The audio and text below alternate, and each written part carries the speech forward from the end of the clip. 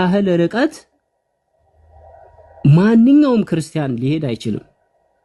ማንኛውም ቢሄድም መጨረሻ እስልምና ነው የሚቀበለው።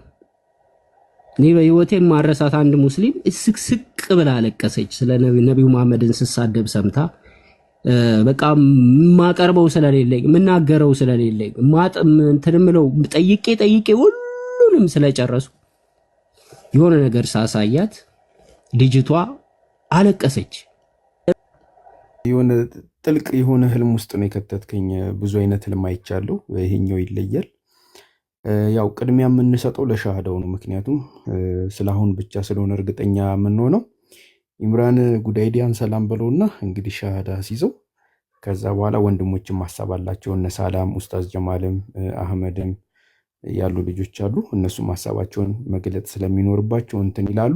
ሌላው ግን ይህን ነገር ከማለቴ በፊት ከማድረጋችን በፊት ሞዴሬተሮች ሰው አታስገቡ፣ አታስወጡ። ማንም ሰው ከአሁን በኋላ ሞዴሬተር ገስት እንዳያስገባ እንዳያስወጣ እኔ እቆጣጠራለሁ ማለት ነው። እንትን በሉ። ኢምራን መቀጠል ትችላለህ። ኦኬ አኺ አሰላሙ አለይኩም ወራህመቱላሂ ወበረካቱ። ሁላችሁንም መልካም ሀሳብ ሰላም ብያለሁ። ኢምራን እንዴት ነህ? ሰላም ነው አለን ይላማ አልሐምዱሊላህ። ወላሂ አለ ምን እንደምልህ ራሱ ወላሂ ጠፋብኝ። ቆይ ከሻህዳው በኋላ ኢንሻአላህ አንድ ለፖይንት ያስቀምጣለሁ። ብቻ ግን ስልክ የሆነ ማመንም ከብዶኛል። ወላሂ መልካም እዚህ ቀለብኩ አይደለም። ማመንም ከብዶኛል። ብዙ ነገር ተቀላቀለ ስሜት የተሰማኛለሁ። አልሐምዱሊላህ ብቻ ዋናው ልብህን አላህ ክፍት ሲያደርግ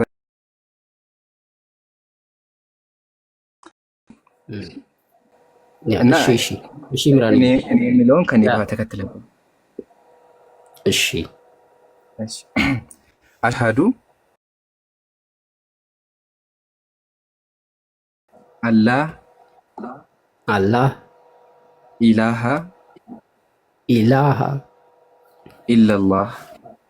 ኢላላህ ወአሽሃዱ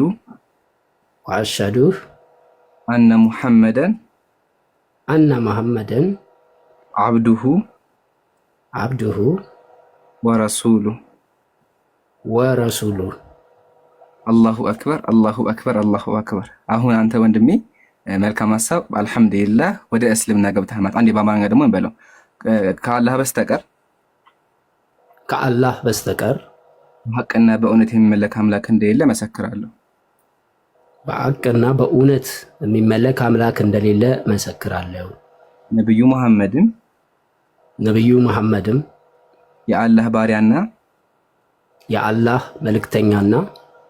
የአላህ ባሪያና መልእክተኛ መሆናቸውን መሰክራለሁ።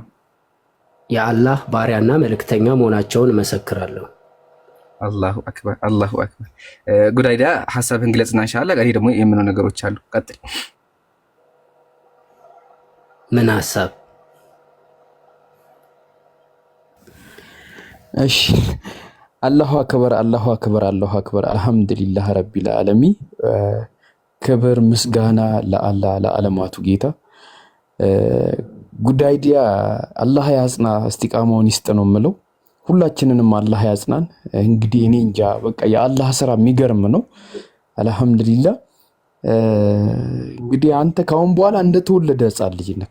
እንግዲህ አሁን ሻሃዳ በያዝክበት ቅጽበት ላይ አላህን በብቸኝነት ለማምለክ ፈቅድክ እሱን ለመያዝ ሐዲስ ያነብ ደግሞ የእሱ ሐዲስ የአላህ መልእክተኛ ትክክል ሪከርድ ራሱ አለኝ። የአላህ መልእክተኛ ሁልጊዜ የአላህ መልእክተኛ ነበር የመጣው። ሲቀጥል ደግሞ አሁን ራሱ ከፍቼ ማሳያችሁ ማለት ነው። ይታያችኋል ብዬ አስባለሁ። ተመልከቱ፣ ዝም ብዬ እንድታዩት ማለት ነው። ያው ድሮ ጀምሮ ራሱ ያው ነብዩ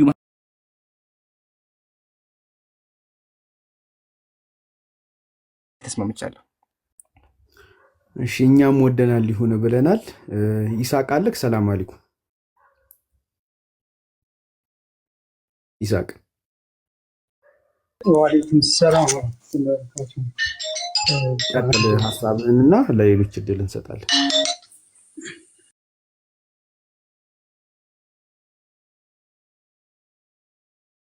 በእኛ ለምትተዋወቅም በንጽጽር ላይ እኔ ወደዚህ ቲክቶክ ላይ ስመጣ እሱ ብዙም እየለቀቀ ነበር።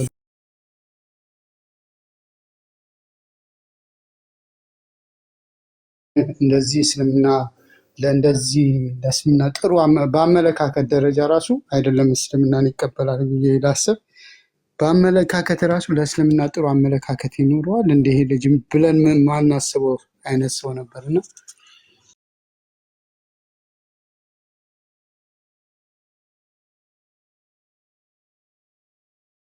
ይሄ አላህ Subhanahu Wa Ta'ala ሱረቱ ሰባ ላይ ምዕራፍ 34 ቁጥር 46 ላይ ቁል ኢነማ አዒዙኩም ቢዋሂዳ ይላል። እኔ የምመክራችሁ የምገሰጣችሁ በአንዲት ነገር ብቻ ነው። አንተ ቁሙ ሊላሂ መስና